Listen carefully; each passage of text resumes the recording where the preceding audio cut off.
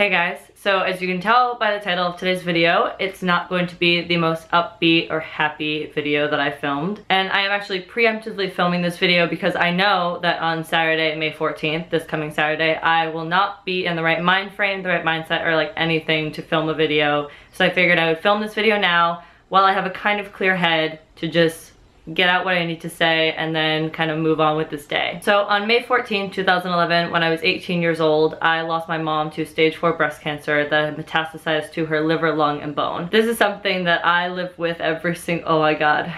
This is gonna be really harder, much harder than I thought. I want to make this video because when I lost my mom, there was nobody that knew what it was like, and nobody was able to give me any help. Everybody just said, I'm sorry, or it'll get better, or it's okay, or it's going to be okay. And that never worked for me. I had to come to terms with it on my own terms, at my own pace. There was nobody that could tell me any different. I just had to kind of figure out how to live my life without her present, physically present. So it has been 5 years now, which is bizarre to think about because it really feels like it has only been like 5 months, maybe a year. It does not feel like 5 years. I was thinking about it the other day when I was laying in bed and I just thought, it can't be, like there's no way it can be 5 years. It just feels like it's only been, like, I feel like it's still so fresh, and I feel every single day like she's still here. Regardless, this time of year is really, really hard for me, and May, like 12th through June 1st is just like a really rough time in my life. May 12th, 2011, which I'm actually filming this on May 12th, so today is the anniversary of my grandmother's passing. She's been gone for 26 years, and I was named after her. My name is Stephanie. Her name was Stephanie. Of course you know my name is Stephanie. I don't know why I'm telling you that. So on that day, we kind of all gathered around, my family, my mom's closest friends, and realized that my mom was leaving her body that day. And I desperately did not want her to go on the 12th because I didn't want it to be the same day that my grandma passed away. And that was really, really rough that day. Like, I look back at it now, I can picture every single thing that happened that day. I can play back that day in my head. And what's funny is from about April 29th until May 14th, I have a clear day-to-day playbook of every event that happened. So when my mom first went back into the hospital on April 29th, I was at Bamboozle, which is a music festival, and I got a phone call from my dad that said my mom wasn't gonna make it through the night. From there, we had a few days to kind of like see how she was failing, and you know, they gave me this like pamphlet when I was in the hospital that said what liver failure looked like, because that's ultimately how she went, her liver failed. So I kind of read through the steps. There were like 10 steps, and over those 10 days, she went through every step. And so it kind of gave me like a framework to go off of and say like, check, that happened, check, that happened, which is kind of a blessing in disguise because it kind of prepared me a little bit better. And so on the morning of May 14th, 2011, my mom passed away in my arms, which is something that I'm really grateful now looking back on because I can just hold that with me all the time. But from May 14th until June 1st, I have no recollection of what happened. I don't know if I was sleeping during those days because I hadn't slept in weeks, or if I was just out of it completely and in like a different world. I do remember going to dinner with one friend who had also lost his mom, and he said to me, "You're not here right now." He was like, "You are in a different world, you're in shock." And I was like, "No, I'm not." Like, I was like, "What are you talking about? Like, I'm totally aware of what's happening." And I got really defensive. And that's something that I immediately remember thinking, okay, I'm grieving because I'm angry. Like, I'm really, really angry. And that was something that, again, they had given me pamphlets and they were like, these are the stages of grief and everybody goes through them differently. But for me, it was like, I really took a long time to go through the 7 stages of grief, as opposed to my dad who went through them, I feel like, in a week. Which I'm totally fine. Everybody goes through the stages differently. Everybody has a different pace of grieving. Everybody goes from sad to angry to acceptance, all those things. But I just was completely, it just took me a longer time. So every year it's gotten a little bit easier in terms of not thinking about it every single day. Of course I think about her every single day, and I know that she's always with me because I have her signature tattooed on my arm. I don't know if you guys have ever noticed that, but this is my mom's signature. I got it tattooed in September 26, 2011. So only a few months after, but I felt that I needed to have a piece of her with me always. And so it's on my left side, which is the side that she had breast cancer on originally. And so I felt that it made sense to have it on my left side. I feel like I'm a bit all over the place at this point because I'm trying not to break down and I'm trying to just like get everything out. But anyway, so the first anniversary was really, really hard because I ended up getting a flat tire. I had 3 nails in my tire. That was fun. So I spent all day getting my tire fixed pretty much. And then every year since then has just been a time just to like kind of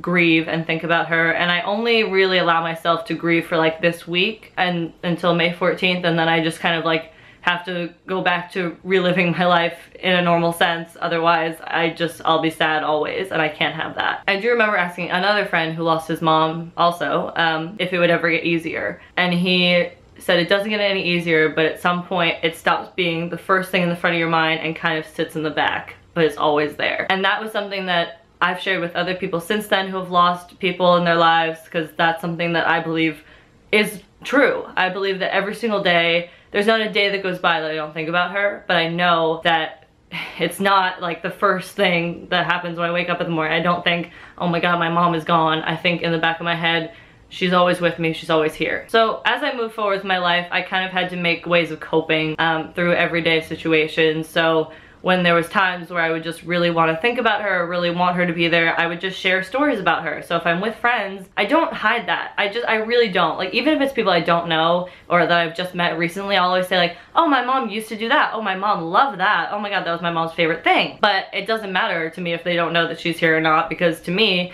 I'm just keeping her alive through her memory. And that's something that helps tremendously. Another thing is that in the days leading up to her anniversary, I usually try to keep really, really busy. So today is not the perfect example of that because I have kind of a down day, and so I've just been like packing, and I went to yoga class this morning just so I could like kind of do something to keep myself busy. But otherwise, yeah, I've just been trying to like go, do, because if I just sit and think about it for too long and think about the day that's looming, I immediately just want to break down. And even just now, I was about to just like take a little break in between filming videos because I just filmed a different video before this, and I was like, okay, I'm just gonna sit, I'm just gonna relax. And I felt myself getting like this like tightness in my chest. As soon as that happened, my friend called me, and that was, I hadn't spoken to him in a while, at like weeks really, and I wasn't expecting him to call. He just called, and that's when I know that she's telling them to call me and like looking out and being like, help, she needs help, help her. Because I know that my mom is always looking out for me. I know that I'm not alone, and I know that even though I may feel like I'm alone a lot of the time, she is there and she's always looking out. I don't really know what the point of this video is, more so than as like a grieving tool for me, because I know speaking about it helps a lot. Like if I keep it bottled up, I definitely will break down. So if my experience can help somebody else in some way, that makes me feel all the more better, because I think when I was 18 and I was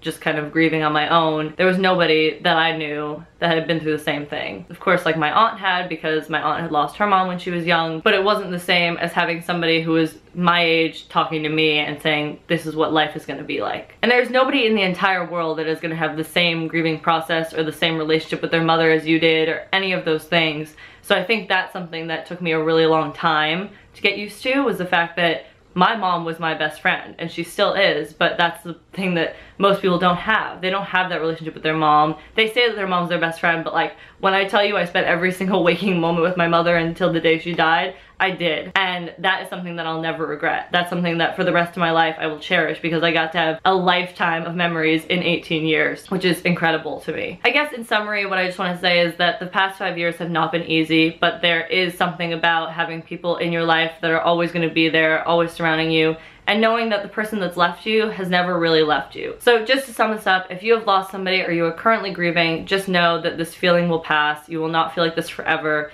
and it does get a bit easier. I can say that being 5 years in and knowing that just every single day my mom is with me, even though she's not physically here. And if you ever feel like talking to anybody, just know that I'm here. You can always leave a comment down below, and I will be sure to get back to you as soon as I can, because this is the most important part of my life to me. So if I can help somebody in some way, that means the world to me. So definitely leave your comments down below. But I'm gonna end the video here, so thank you guys so much for watching. Don't forget to follow me on all my social media links down below. Subscribe if you haven't already, and I will see you guys tomorrow.